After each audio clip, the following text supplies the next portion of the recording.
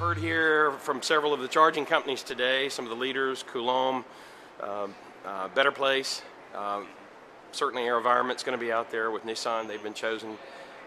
How do you look at those service providers? They make it very clear they're not utilities, they're not energy providers. They will meet standards of all kinds, but they aren't to be regulated as utilities. Do the utilities view it the same way? Yeah.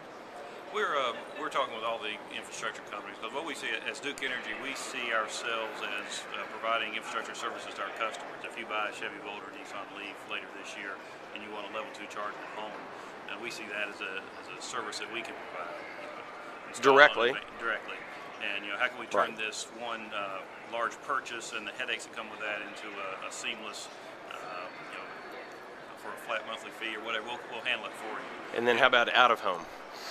Out of home. Out of home everywhere else, at work and public places. We expect to work with employers, workplace retailers who would like infrastructure installed as well. So we'd be working with infrastructure companies. We're not going to be in the manufacturing business, so we're looking at the infrastructure companies as suppliers, and we would actually outsource the actual equipment and the installation.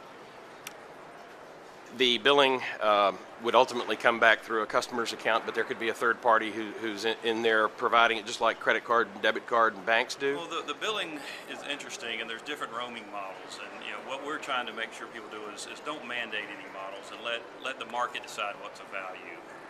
We think for the most part it'll be facility based. If you think about it, today there are more than 1 million plug-in vehicles on the road today, highway speed. They're called recreational vehicles.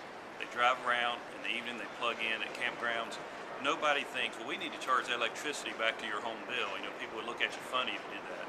The campgrounds would say, all right, if you want a spot with an electrical hookup, it's this price. Without a hookup, it's this price.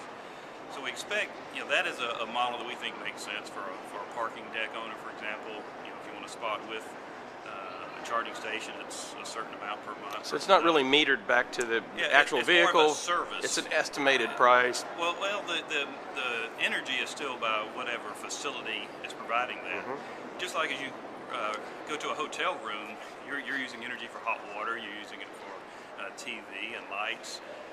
It's embedded in the cost of the service of providing that to that hotel room. Duke provides power in the Carolinas and in the Midwest, right. Your service territories.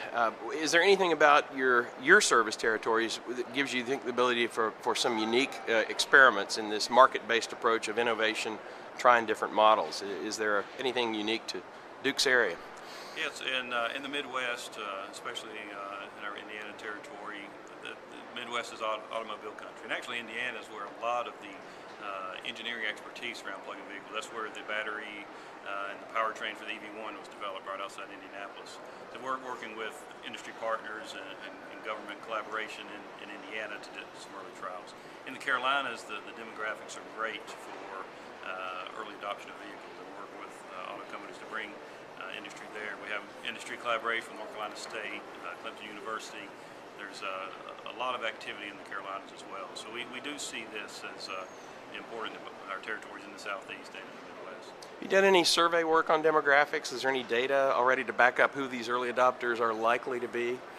Yes, we've done some survey work, but we've actually used customer demographics, the information that we have, getting data on early hybrid purchasers, who are buying Priuses and Lexuses and Escape hybrids and things like that.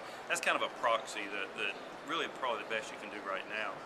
So we're creating models based on the proxy of hybrid vehicles and also other customer demographics that we have. But the only thing certain about that model is it's wrong, but it's a starting point. And our goal is to have those models and projections in place. As people start buying real vehicles, then we can iterate into the process and get better and better models. But we are looking at all the way down to the transformer level. Where do we think problems could arise, how big of an issue, and trying to do those models to prepare ahead of time. Does Duke Energy have a particular website already devoted to supplying information to your customers about what's coming?